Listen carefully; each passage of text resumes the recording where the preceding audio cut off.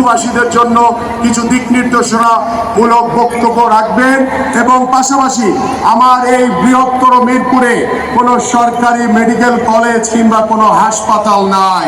আল্লাহ যদি আমাদেরকে কবুল করে ইনশাআল্লাহ আমরা যদি সরকার গঠন করতে পারি, আমি আপনার কাছে নিবেদন করছি আমার এই এলাকায় একটি সরকারি হাসপাতাল এবং একটি সরকারি মেডিকেল কলেজ তৈরি করে দিবেন ইনশাআল্লাহ।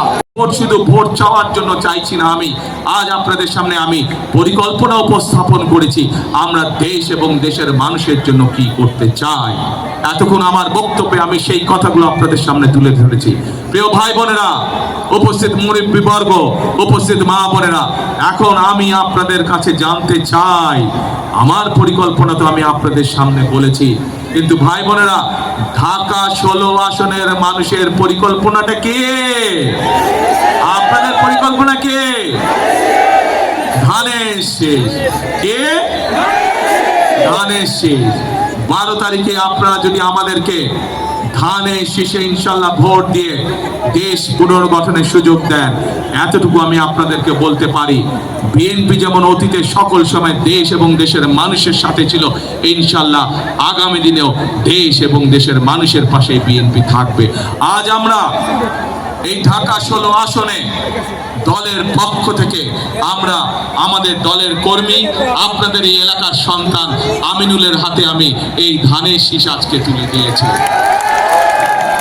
আপনারা আমিনুলকে 12 তারিখ পর্যন্ত দেখে রাখুন। আমিনুলকে আপনারা দায়িত্ব দিন। আমিনুল দায়িত্ব, এলাকার মানুষের দায়িত্ব। ইনশাল্লাহ আমিনুল জিতলে পরে, ধানের শীষ জিতলে পরে 13 তারিখ থেকে আমিনুল এলাকার মানুষের দেখভাল করছে কিনা, এলাকার উন্নয়নে কাজ করছে কিনা, সেইটি দেখার দায়িত্ব ইনশাল্লাহ আমার।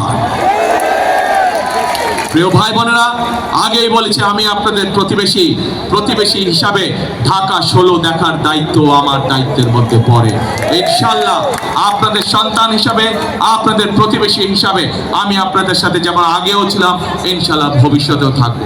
প্রিয় ভাই বোনেরা, বক্তব্যের শেষে আবারও আমি আমার আমিনুলের জন্য, আমাদের দলের ধানের শীষের জন্য সামগ্রিকভাবে এইখানে যত মানুষ উপস্থিত আছেন, আপনাদের মাধ্যমে আপনাদের যে সকল আত্মীয় স্বজন বন্ধু বান্ধব সারা বাংলাদেশে ছড়িয়ে ছিটিয়ে আছে, আপনাদের মাধ্যমে তাদের সকলকে ধানের শীষের জন্য ভোট চেয়ে আমার বক্তব্য শেষ করছি।